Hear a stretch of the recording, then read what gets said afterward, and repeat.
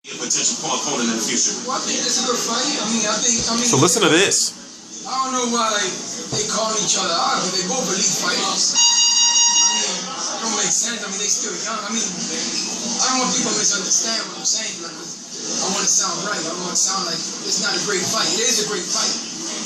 But at the end of the day, somebody will go home with a hole. So, I mean, they want to do that. It's up to them. I mean, they're making good money to be calling each other out. At the end of the day, it's about retiring wealthy. I mean, somebody's going home with a hole that night. So that's up to the management. I mean, not the management. It's up to the team. Yeah, don't blame Al Heyman. It don't make sense calling each other out. And with Danny they go elite fighters, they go with great fighters, right? What do you mean it doesn't make sense calling each other out? Because the thing is this, what I'm trying to say. Listen to this. That they go elite fighters. Why would you fight? Put it to you this way. Why would you fight each other when you can fight a soccer? To see who's the best. What you mean fight a soccer? But you don't need that right now. It's about listen what I'm saying. Listen what I'm saying. It's about the bank being loaded. It's not about the glory. That's not why Oscar is at where he's at right now. It's not about it's about the glory. Don't get me. I don't want you to misunderstand. Sometimes it's not about the glory, brother. It's about the paper. It just sounds horrible, doesn't it? It just sounds horrible because the question I was getting to was, well, I did get to ask Danny later on. I'm going to upload that. I still got some content I haven't uploaded yet. Is, well, if Danny Garcia beats Robert Guerrero, will he fight the winner of Keith Thurman versus Sean Porter? You know, that's an obvious question that, I think anybody who knows boxing would ask. And for him to say that Sean Porter and Keith Thurman shouldn't be fighting yet, they should be fighting Rod Salka level opponents, to get the bank loaded. It's just like, well, why would you say that? Or like, why would I understand, when they're trying to make money, and boxing is a different, sport than it used to be, because they're so open about it being about the money and not about, the glory and everything. But it's like, goddamn, Angel, what the hell? T-Street Controversy. This is T-Street Controversy Live. It's fight week. Robert Guerrero, in my opinion, has a chance. But if you look at all his fights at welterweight at 147 pounds, he hasn't been the Robert Guerrero of 126. Like, he hasn't even been, in my opinion, he hasn't even been fully a shell of the fighter he was at 126 pounds, where he had like that machine-like jab. I'm talking about a guy who threw close to, if not 100 jabs per round. It just was pumping. He was a boxer. He was a mover. This Robert Guerrero at welterweight is this CrossFit warrior. We don't know who he is. When he fought Celtic Aydin his first fight at 147 pounds, Celtic Aydin was giving him problems, because I remember watching that fight, covering that fight, and me and my friends were saying, like, Robert Guerrero, like, why is he like this slugger now? When it came to Andre Berto, when he beat his face in, he was a slugger. When it came to Floyd Mayweather, he tried to slug and rough up Floyd Mayweather. Of course, that didn't work. When it came to Yoshihiro Kamagai, he made Yoshihiro Kamagai, a known fighter to an extent, while Yoshihiro Kamagai was able to get more fights off the way Robert Guerrero made him look, or he made Robert Guerrero look.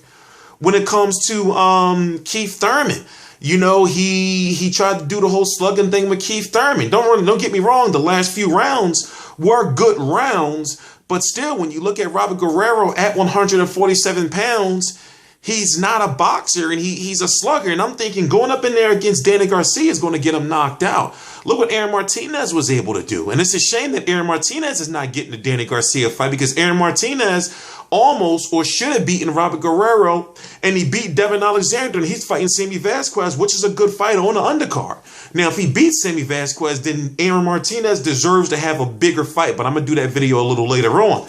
Robert Guerrero, in my opinion, I know he won't leave his father, his trainer, but he needs to go back to being the boxer. This whole slugging thing is not working, and it's putting a lot more miles on him, to the point where eventually he's going to get knocked out cold, and it could be Danny Garcia. That left hook of Danny Garcia is no myth. Danny Garcia, don't get it twisted, will beat you the fuck up. So, you know, you got to be careful going in there against Danny Garcia, because you may look at the Mauricio Guerrero and Lamont Peterson fight and say, oh, he's got vulnerabilities. But one thing about Danny Garcia is he keeps coming forward. And when it comes to Robert Guerrero is going to be right there to be hit. But now the question is, well, what's the intrigue behind this fight? I mean, for example, the promotion of this fight has really been kind of sucky. It hasn't really been barely any promotion for this fight that I've been seeing. And it's the first PBC on regular Fox card, like UFC on Fox. They got PBC on Fox Saturday night. So I'm wondering, where's the promotion for this fight? And I can understand why they made this fight a PBC on Fox for the initial opening of PBC on Fox. Is because, you know, in a fight like this, there are going to be two fighters going right at each other. There's not going to be no hugging. There's not going to be no boxing. Somebody's going to get beat up. And that's what they want for what's called, or what used to be called, I don't know if there's a new term for it anymore, what used to be called channel surfers. Channel surfers are the people who's clicking the remote, searching through channels, and they're saying, oh, what's this boxing on Saturday nights? Let me see what this is. They're clicking in for the first 30 to 1 minute. You're seeing two dudes beating the hell out of each other. You know, that's what they want. But, you know, Robert Guerrero, like, if he wins, it'll be the biggest win of his career. You know, if he loses, where does Robert Guerrero really go? People are already saying he's somewhat of a gatekeeper, and I believe he will continue to be a gatekeeper, because in his eyes, he's probably looking at it, well, I'm always getting the big fights. But he's always getting the big fights in which he's B-side, because we don't know what kind of fighter he is. We don't know who Robert Guerrero is. T-Street Controversy. This is T-Street Controversy Live. I cover every single major fight live. Now, if Danny Garcia wins, we don't know who Danny Garcia is going to fight next. Because when it comes, like, you know, if his father is advising his career and they're talking to Al Heyman and saying, nah, we don't want Sean Porter or Keith Thurman yet. Let's get another fight, fighting God knows who, you know, for God knows what. But here's the thing. This fight is now for the WBC title at 147 pounds. So there's a tournament to where the winner of this fight has to fight Amir Khan. Now, Amir Khan may not want to fight Danny Garcia next. I don't believe that he does. I don't believe that Danny Garcia wants to fight Amir Khan next either. I don't believe that they want to fight each other.